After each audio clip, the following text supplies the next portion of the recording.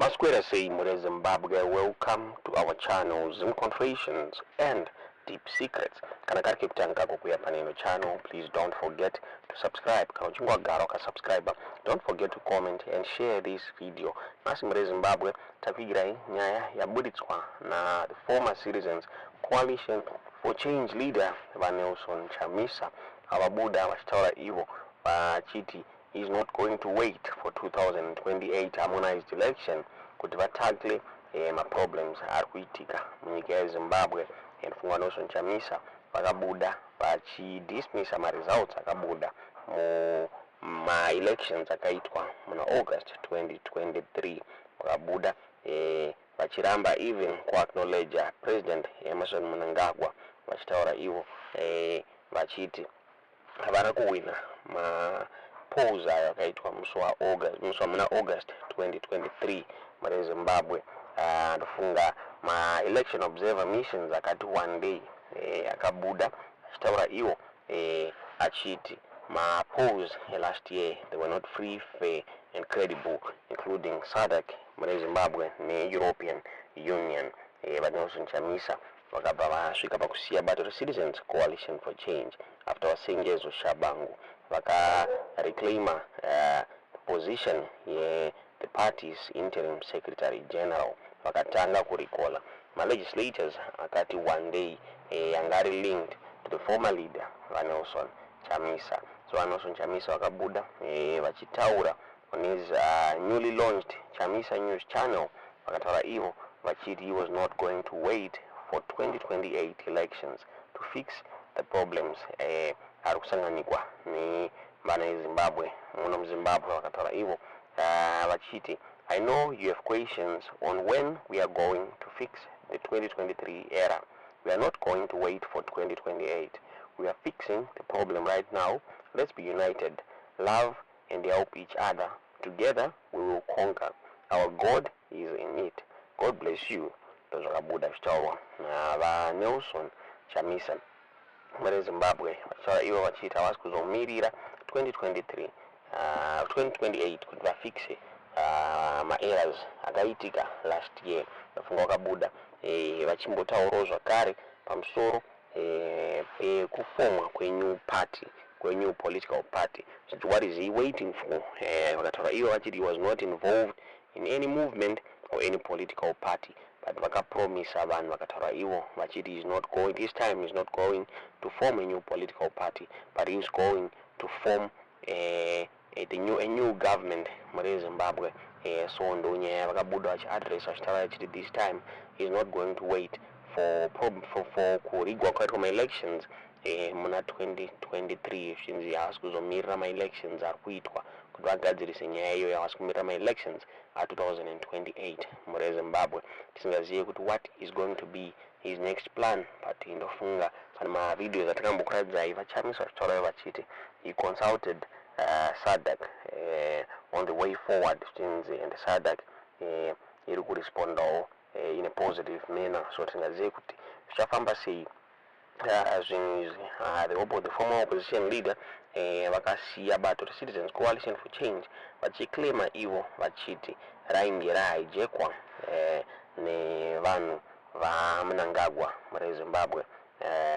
VeZANU-PF Chamisa vakabuda zvakare pavaiaddressa this issue vakataura vachikomenta for the first time on the recently introduced Zimbabwe gold currency yeruzikana ichinzi ZiG, achibvunza his followers about their experiences after its launch this month.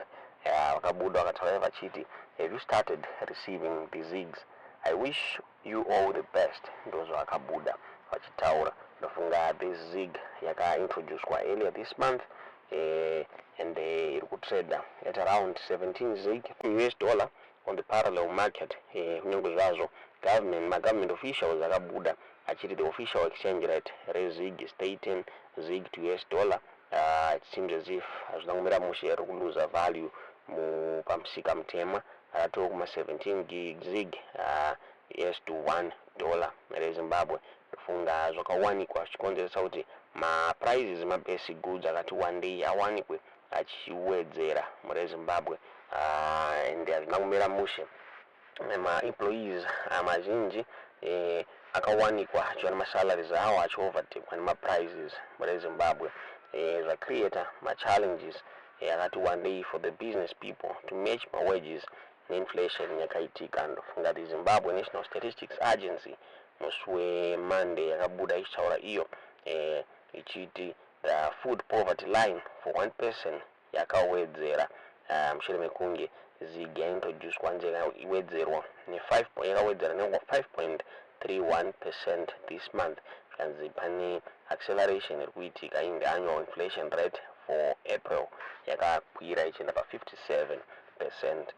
Tingazive kuti munoona sei nyaya iyi. Last week the Reserve Bank of Zimbabwe governor vaJohn Mushayavanhu vakabuda vachitaura ivo vachiti authorities ari kuconsider kushandisa cryptocurrency as one of four options to deal with the rapid depreciation yeZimbabwean dollar. Muri Zimbabwe tikazive kuti munoiona sei nyaya iyi. Izvezvo tinoda kusiyai muchinzwa vaNelson Chamisa vachitaura message yavakasenda kuma-citizens vachitaura ivo vachiti is not going to wait for 2028 kuti vagadzirise nyaya yekurigwa kuti kwama-elections muna 2023.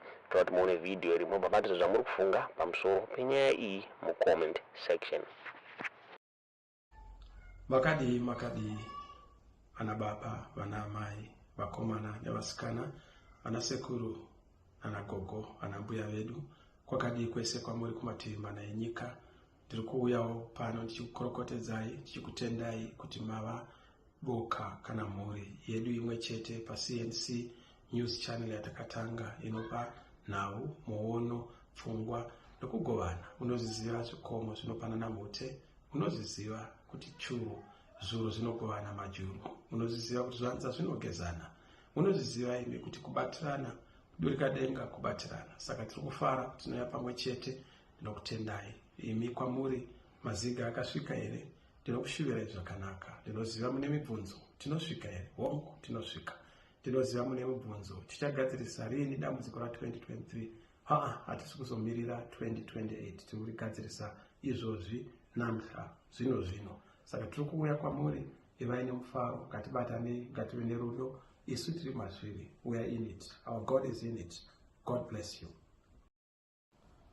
Salibonani lonke mahlavezulu. Salibonani emakhaya ngapho. Banjani abanye injani impilo. Anjani abajaha nezintombi, okhulu labogogo, obaba labomama. Enjani lonke endaweni ezijinileyo.